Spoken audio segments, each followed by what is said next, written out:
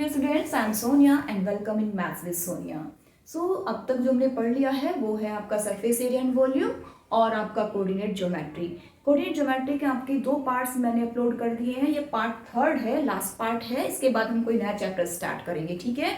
जो भी मैंने डिस्क्रिप्शन में लिंक शेयर कर दिया है वहाँ पर जाकर आप सारी वीडियोस देख लेंगे, ठीक है।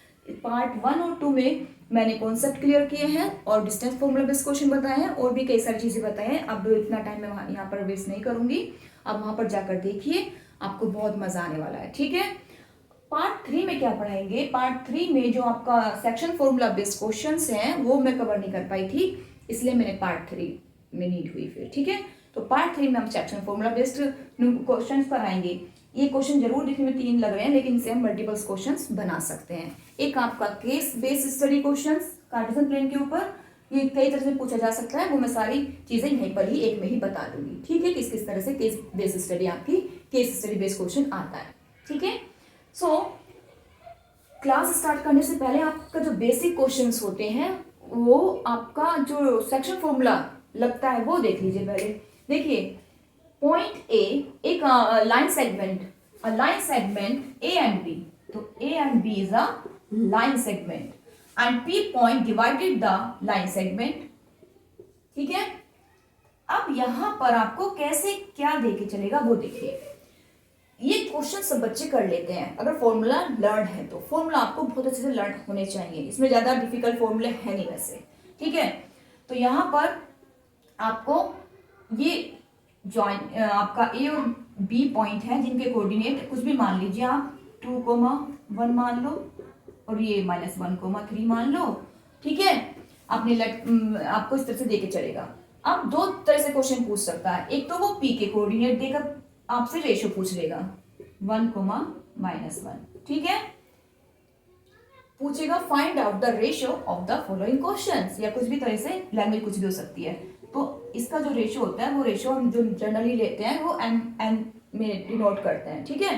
तो आपसे mn की वैल्यू पूछ लेगा। आपको पता है फॉर्मूला क्या होता है, सेक्शन फॉर्मूला x की कोऑर्डिनेट निकालना है तो x n + n, पहले आप ऐसे लिख लिया करें अगर कोई बच्चा भूल जाता है तो, और यहाँ पर x2 जाता है, यहाँ पर x बन जाता है, ठीक है। y के लिए, y कोऑर्डिनेट के लिए जो x और y के कोऑर्डिनेट होता है p के, जो डिवाइडिंग पॉइंट होता है, तो कहीं कभी वो देकर चलता है, कभी वो नहीं देकर चलता है। फिलहाल इस क्वेश्चन के अकॉर्डिंग दिए हुआ है तो आपको mn की वैल्यू निकालनी है। तो y = m + n upon n + n, y2 आ जाएगा यहाँ पर y के कोऑर्डिनेट के लिए, यहाँ पर y1, ठीक है।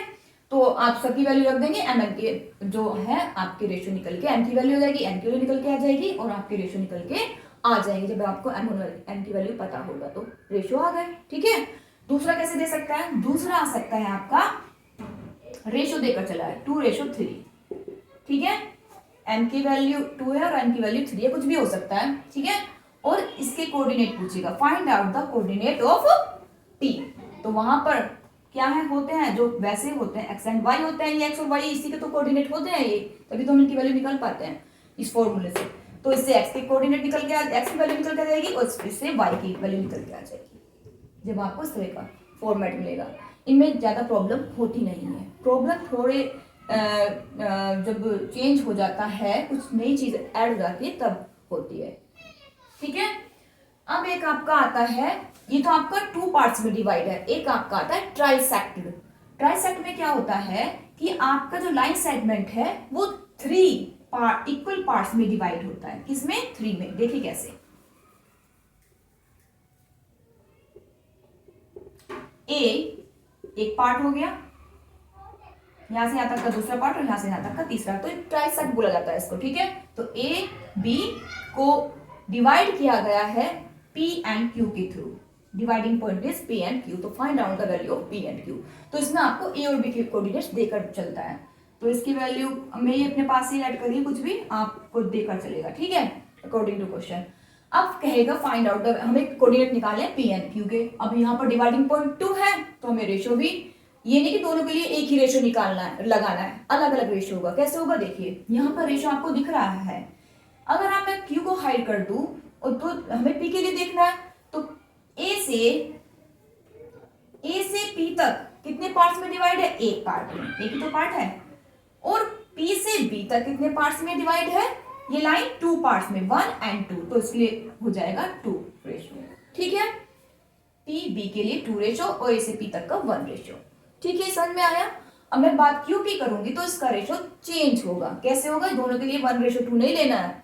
अब क्यू के लिए देखेंगे, क्यू के लिए पी को हाइड कर लो, तो ए से क्यू के बीच लेना है रेशो और क्यू से बी का रेशो लेना है। तो ए से क्यू के बीच में कितने डिवाइडिंग पॉइंट है, कितने पार्ट्स में डिवाइड है? 1 2, तो इसका रेशो आ गया 2। और यहां से यहां तक कितने पार्ट्स में डिवाइड है? 1, तो इसका रेशो आ गया 1, लाइक दिस।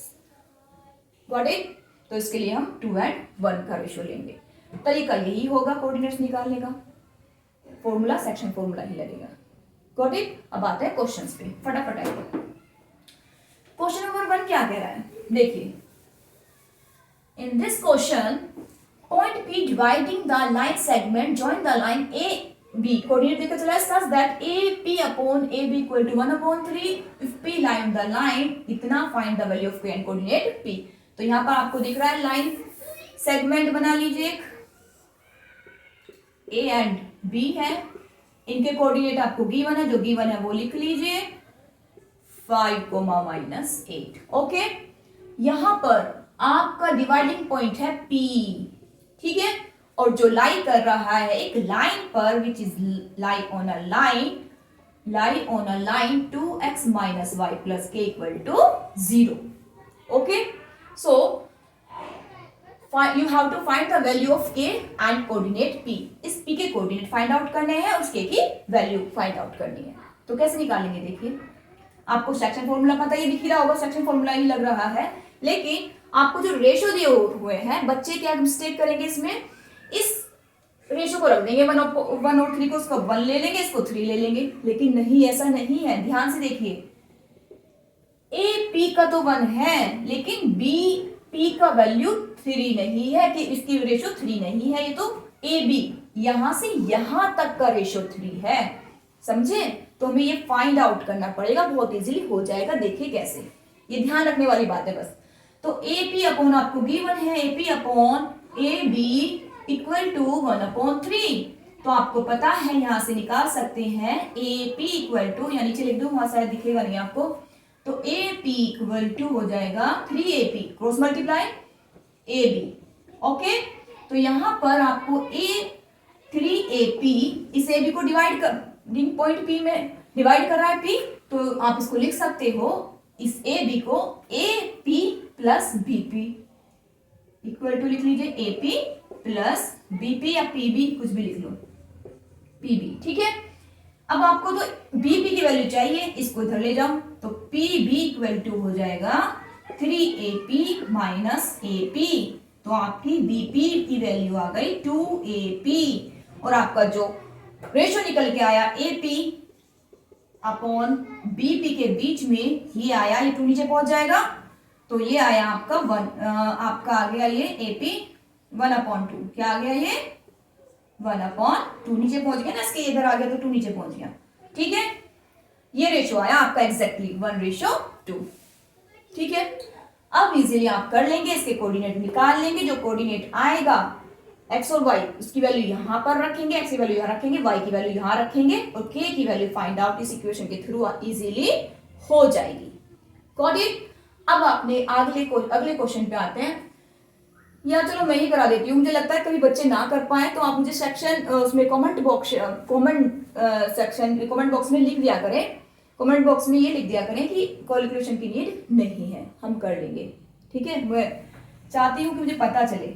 चलिए, तो अब यहाँ पर कोऑर्डिनेट निकालने हैं x और y के, तो x की वैल्यू आपकी हो जाएगी mn, मैं सीधा ले रही हूँ, m आपका 1 है, x2 आपका 5 है, प्लस n आपका 2 है, और x1 आपका 2 है, अपॉन 1 + 2 इक्वल टू 5 × 5, 5 और 4 हो जाएंगे 9/3 इक्वल टू 3।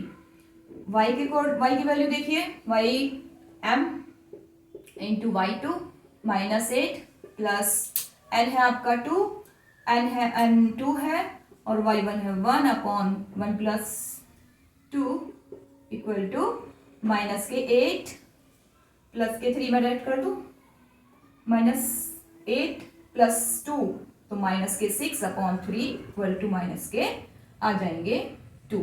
ओके, तो आपके p के कोऑर्डिनेट भी फाइंड आउट हो गए, इसके 3 और y की वैल्यू -2 है। तो एक पार्ट हमारा निकल के आ गया कोऑर्डिनेट ऑफ p। अब k की वैल्यू निकाल दीजिए।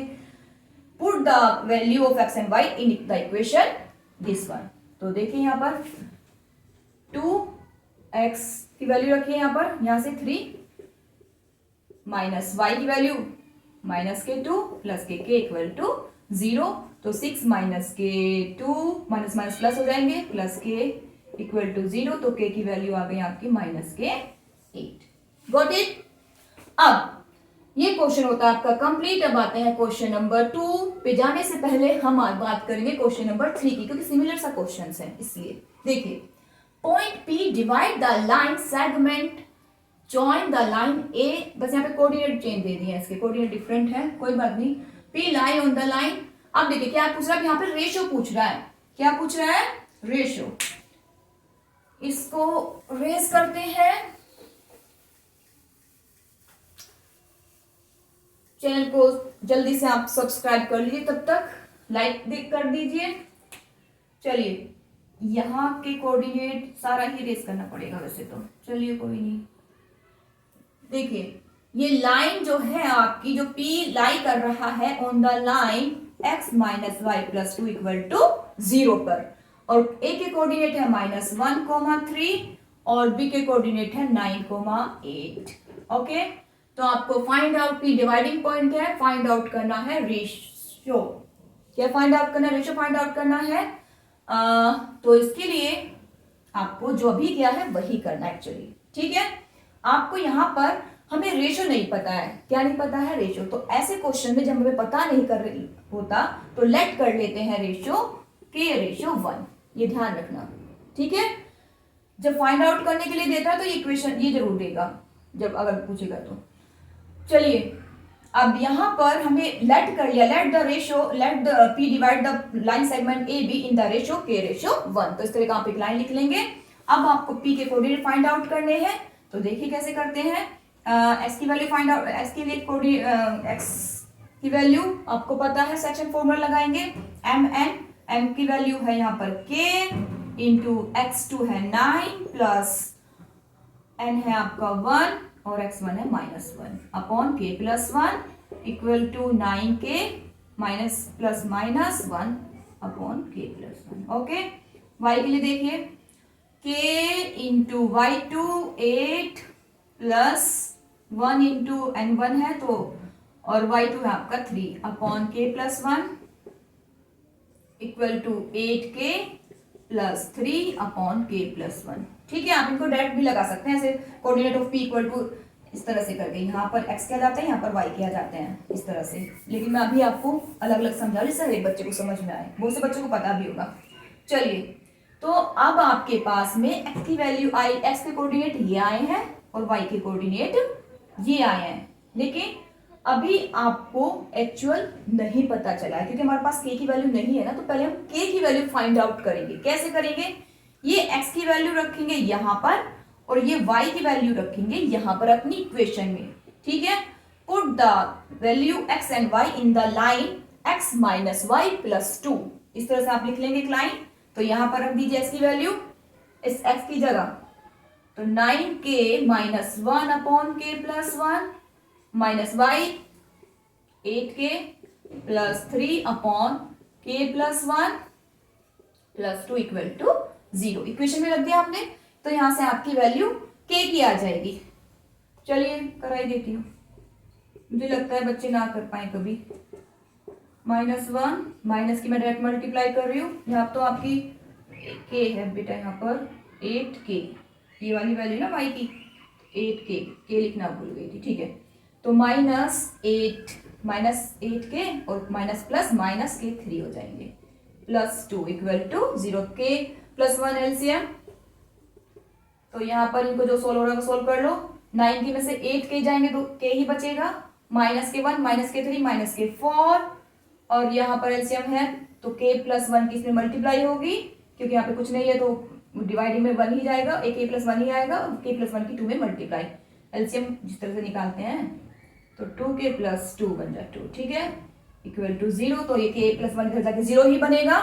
तो यहां से आपकी k की वैल्यू आ गई है 3k माइनस के 2 इक्वल टू 0। ओके, अब यहां से 3k इक्वल टू 2 इधर चला जाएगा प्लस में, तो k की वैल्यू आ जाएगी 2/3। ठीक है, देखिए हमें k की वैल्यू फाइंड आउट नहीं करनी है, तो रेशियो फाइंड आउट करना है। क्वेश्चन में k की वैल्यू भी फाइंड आउट कर सकते हैं और आपसे रेशियो भी फाइंड आउट करा सकता है। तो आपको रेशियो, आपके पास k की वैल्यू आ गई है तो आप रेशियो इजीली फाइंड आउट कर ही देंगे। जब आपको k की वैल्यू पता है, आपको पता है k रेशियो 1 होता है, k की वैल्यू इसको हम k/1 भी लिख सकते हैं, तो k की वैल्यू लगाएंगे 2/3/1, 3 नहीं पहुंच जाएगा नीचे, तो ये आ जाएगा रेशियो आ जाएगा आपका 2/3 ही आएगा रेशियो। ठीक है, तो रेशियो आ गए आपके 2:3। गॉट इट बच्चों। चलिए अब आगे करते हैं हम, रेशियो निकाल दिया हमने। ठीक है, चलिए क्वेश्चन नंबर 3 हो गया, 2 पे आते हैं हम। 2 हमारा छूटा हुआ है अभी। आई होप कि आपको चीज समझ में आ रहा होगा। क्वेश्चन नंबर 2 काफी इजी है। इसमें रेशियो, बस ये ध्यान देने वाली बात है आपको, ये y एक्सिस है। Find the ratio the y axis divide the line segment join the point इतना एंड इतना। ठीक है, तो आपको एक लाइन दी हुई है a एंड b, इसको ऐड कर लीजिए, जिसके पॉइंट है आपके ये -5, और b के पॉइंट है -1,4। ठीक है, तो आपका लाइन सेगमेंट है, यहाँ पे आपको डिवाइड कर रहा है कोई पॉइंट P, तो यहाँ पर x एक्सिस 0 है, क्योंकि जब वो y एक्सिस बोल रहा है तो x की वैल्यू 0 है, और जब वो बोले x एक्सिस तो वहां पर y की वैल्यू 0 होती है, ये ध्यान रखना। तो जब y एक्सिस कह रहा है तो यहाँ पर x की वैल्यू हो जाएगी 0 और कोमा y आप लेट कर लेंगे। तो यहां से आपको फाइंड आउट करनी है रेशियो फाइंड आउट करना है। तो इस कंडीशन में भी आपने बताया था, मैंने k रेशियो 1 लेंगे, रेशियो क्या लेंगे, k रेशियो 1, यहां से k की वैल्यू फाइंड आउट कर लेंगे। तो अब यहां पर आपको बेसिकली k और 1 के बीच में आपको रेशियो दिखाना है, तो आपको k की वैल्यू पता होनी चाहिए। चलिए निकालेंगे, वही सेक्शन फॉर्मूला। x के पॉइंट है आपके पास 0, x की वैल्यू 0 में डायरेक्ट लगा रही हूँ, m k, n की वैल्यू है x2 की वैल्यू -1 प्लस n1 है, और x1 है आपका 5/k+1, ये 0 में पहुंच गया। तो k की वैल्यू आ गई यहां से, अभी सॉल्व करिए, 0 इक्वल टू -kk प्लस के 5 इंप्लाइज दैट k की वैल्यू आ गई आपकी 5, ये माइनस हो जाएगा, माइनस माइनस कैंसिल, तो k की वैल्यू आ गई आपकी 5। ओके, तो रेशियो आपके आ गए 5 ratio equal two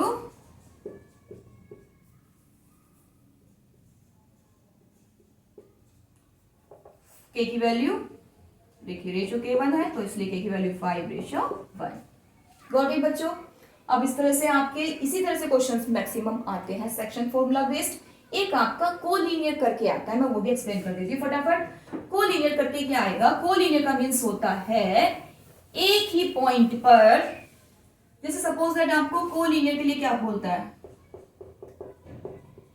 collinear point है आपके पास में 0,1 ले लो, 3,2 ले लो, -1,4 ले लो।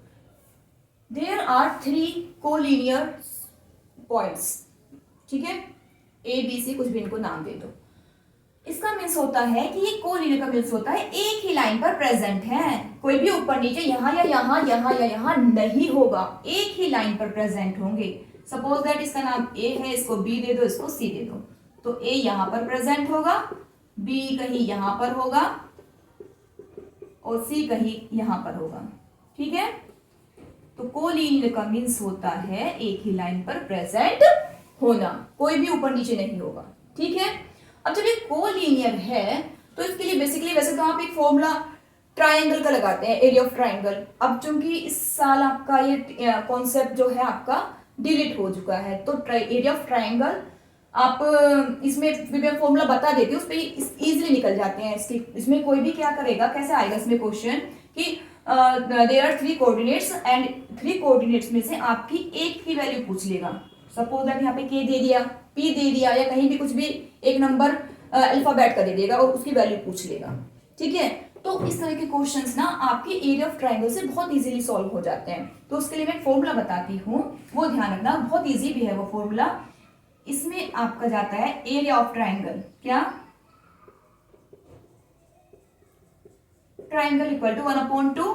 इसको लिखने का तरीका अगर आप वैसे देखेंगे तो आपको बहुत डर लगेगा, पता नहीं क्या है, समझ के देखिए। x1 ब्रैकेट लगाइए प्लस x2 प्लस x3। ठीक है, तो यहां पर x1 है तो यहाँ पे y2 माइनस y1 आएगा। ठीक है, अब x2 है तो y2 minus y1, y2 minus y1, y2 minus y1, यहाँ पे y1 minus y3, x2 y2 minus y1, y1 minus y3। ठीक है, y3 माइनस y1। इस तरह से चलता है तुम्हारा फॉर्मूला। x2 माइनस यहाँ पे 3 आएगा actually, x2 x1 into y2 minus y3, y3 minus y1 और यहाँ पे जाएगा y1 माइनस y2। इस तरह से चलता है आपका फॉर्मूला। ठीक है, पहले x1 plus x2 plus x3 लिख लीजिए, y2 minus y3, y3 minus y1, y1 minus y2। इस तरह से चलता है। ओके, इक्वल टू होता है 0। क्या होता है? 0। अब आपके पास में x1, x2, x3, y1, y2, y3 सबकी वैल्यू है। ठीक है, अब जब आपके पास में सबकी वैल्यू है तो इस वैल्यू को रख देंगे आप यहां पर इक्वल टू 0 करके, किसी की भी एक की वैल्यू में से डिलीट कर देगा, वो पूछेगा ABCD कुछ कोई भी अल्फाबेट डाल देगा तो उसकी वैल्यू बताइए, तो आप इजीली फाइंड आउट कर लेंगे। ठीक है, यहां पर अब बात करते हैं केस स्टडी कैसे आती है। केस स्टडी देखिए, वैसे इस वाले क्वेश्चन को करने के और भी तरीके हैं पर चलो ज्यादा टाइम वेस्ट नहीं कर रहे हैं। चलिए केस स्टडी पे आते हैं। केस स्टडी पे आपको क्वेश्चन तो बहुत लंबा चौड़ा मिलता है, आपको पता ही है, बहुत भर के पेज मिलता है। उसको कभी कभी पढ़ लेना भी ठीक होता है, कभी कभी लगता है कि टाइम वेस्ट हो रहा है, फटाफट क्वेश्चन पे आइए क्या क्या पूछा है। ठीक है, तो क्वेश्चन पढ़ के देख लिया करें, अगर वहां से आपका लग रहा है तो ऊपर का पढ़ने की कोई जरूरत नहीं होती है, सम टाइम, ज्यादातर नहीं होती वैसे तो। चलिए, अब एक कार्टेशियन प्लेन आपको बना के देगा, वो उस पर कोई भी कहीं भी किस तरह से पूछ सकता है, तो किसी स्टेट के नाम दे देगा कि राजस्थान है, मध्य प्रदेश है, यूपी है, बहुत सारे कई सारे 4-5 स्टेट के नाम दे देगा, पूछेगा इनके बीच डिस्टेंस कितनी है, इनके बीच इस डिस्टेंस कितनी है, और कोई उनसे ट्राइंगल्स भी बन सकता है, अकॉर्डिंग टू क्वेश्चंस पे डिपेंड करता है। पूछ लेगा, फिर वो ट्राइंगल जो बनेगा वो पूछ लेगा किस फॉर्म का बना ट्राइंगल, क्वाड्रिलेटर बना तो किस फॉर्म का बना, इस तरह से पूछ सकता है। अभी करा के दिखाती हूँ मैं, डरिए मत कि ऐसे बता रही मैम तो। चलिए, अभी एक तो ये हो गया, एक आपका आता है स्नूकर्स टाइप का भी कुछ आता है। स्नूकर्स जो आपके बिलियर्ड होते हैं ना, गेम होता है, इसमें बहुत सारी बॉल्स होती हैं, ग्रीन येलो व्हाइट इस तरह की होती हैं, तो वो जगह जगह पॉइंट्स दे देगा और पूछेगा इसका डिस्टेंस यहाँ से यहाँ तक का कितना है, यहाँ से कोई भी कोड बना के दे देगा, मतलब किसी भी स्पोर्ट्स का। ठीक है, कैरम बोर्ड का दे सकता है, डिपेंड करेगा क्वेश्चंस पे, लेकिन टाइप सबकी सेम ही होगी, करने का तरीका सबका सेम होगा, भले ही क्वेश्चन डिफरेंट हो।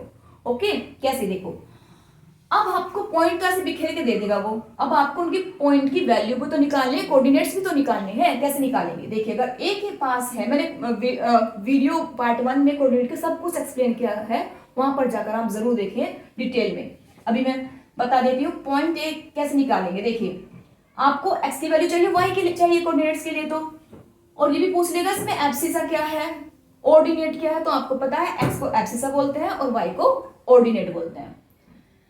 तो यहां पर इसके कोऑर्डिनेट क्या है, अब देखिए परपेंडिकुलर डालिए एक्सिस पे, कहां पर टच किया 5 पर, तो एक्स के कोऑर्डिनेट एक्स की वैल्यू मिल गई 5। अब वाई की देखिए, यहां से इस पे परपेंडिकुलर डालिए वाई एक्सिस पर, कहां पे टच किया 2 पर, तो इसके आ गए 2। ये कोऑर्डिनेट निकालना बहुत इजी है। अब बी की देखिए, बी के कोऑर्डिनेट 2 पे गया, इधर एक्स की वैल्यू 2 आ गई, इसकी वैल्यू आ गई 4। अब यहाँ सी पॉइंट है, सी की वैल्यू फाइंड आउट कर ले, तो उसके बाद बताती हूँ क्या करना है फाइनली। अब यहां से सी के पॉइंट है आपके -5 आया, ये वाई एक्सिस है ना, वाई एक्सिस, तो वाई पे जाएंगे, एक्स की वैल्यू मत पुट कर देना इसको, तो -5 आया वाई के लिए, और इनको मैं ग्रीन मार्कर है क्या था तो अभी नहीं मिल रहा, कहाँ गया, चलिए कोई नहीं, वैसे मैं ग्रीन से लिखना चाह रही थी ताकि आपको इजीली दिख जाए। और यहाँ गया ये ऊपर एक्स डैश को टच किया 2x-2 पर, तो इसके कोऑर्डिनेट आए -2। दिख रहा होगा आई होप, नहीं तो मैं बोल तो रही हूं। तो ये -2 आया, सी के कोऑर्डिनेट्स आए -2 एंड -5। अब यहां पर ये भी पूछ सकता है कि आपका सी कोऑर्डिनेट, जो भी इसको नाम दिया होगा उस टाइम पर, ग्रीन बॉल अगर किसी उसमें दिया हुआ तो ग्रीन बॉल दे देगा, स्टेट के नाम दिया तो राजस्थान, कोई भी नाम इसको दे सकता है, क्वेश्चन पर डिपेंड करेगा। ठीक है, तो वो पूछ लेगा कि राजस्थान कौन से क्वाड्रेंट में है। क्वाड्रेंट मैंने आपको वीडियो वन में बहुत अच्छे से बताया है, तो ये फर्स्ट, सेकंड, थर्ड क्वाड्रेंट में पढ़ रहा है। इस तरह से भी क्वेश्चन आ सकता है।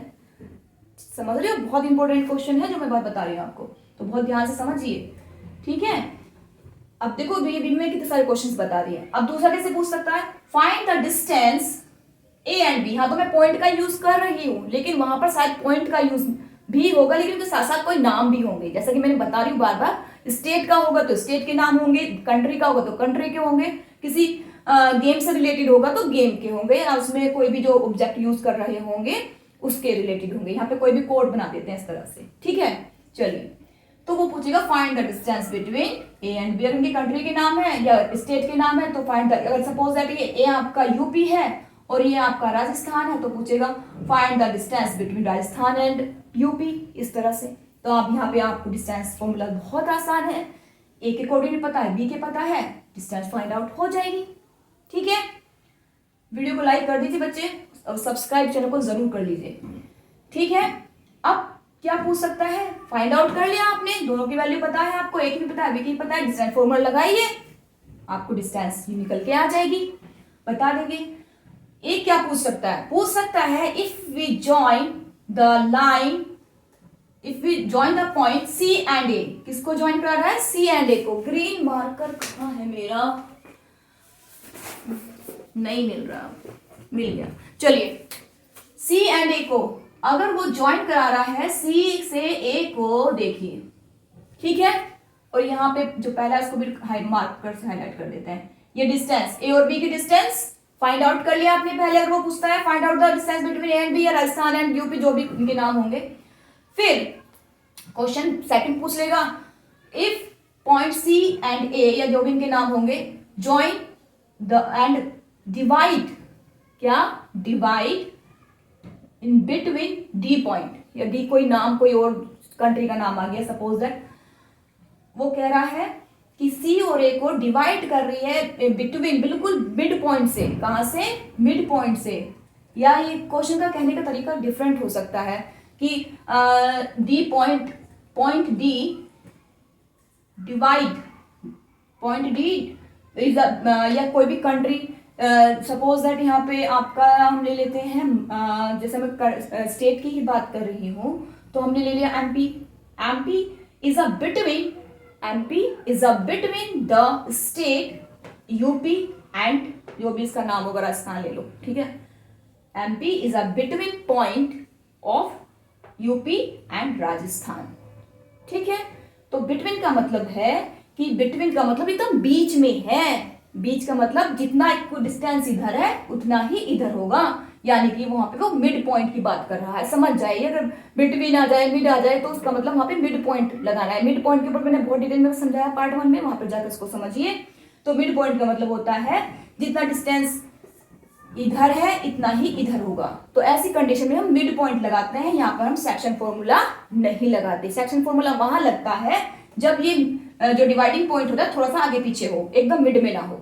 ठीक है, तो यहाँ पे मिड, उसने बोला बिटवीन का मतलब तो मिड ही हो गया, तो हम यहाँ पे मिड पॉइंट लगा देंगे। इसका भी फॉर्मूला पता है, इसके भी कोऑर्डिनेट्स आपके पास में सी के भी है और ए के भी है, तो यहाँ पे डी के निकालने के लिए मिड पॉइंट फॉर्मूला लगा देंगे। x equal to x1 plus x2/2, y equal to y1 plus y2/2, तो इसके भी कोऑर्डिनेट निकल के आ जाएंगे।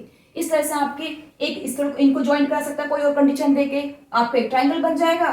पूछ लेगा which form is this triangle, ये जो है ट्राइंगल किसकी फॉर्म बना रहा है, आइसोलेसिस है या आपका इक्विलेटर है या स्केलेन है, किस, समझ रहे हो। तो इस टाइप से क्वेश्चंस आपके आ सकते हैं।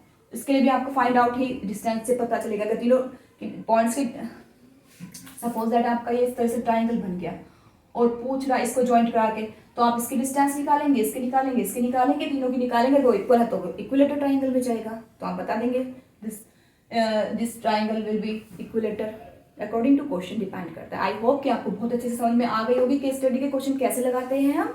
सो इसी पर हम इसका अपनी पार्ट 3 का एंड करते हैं।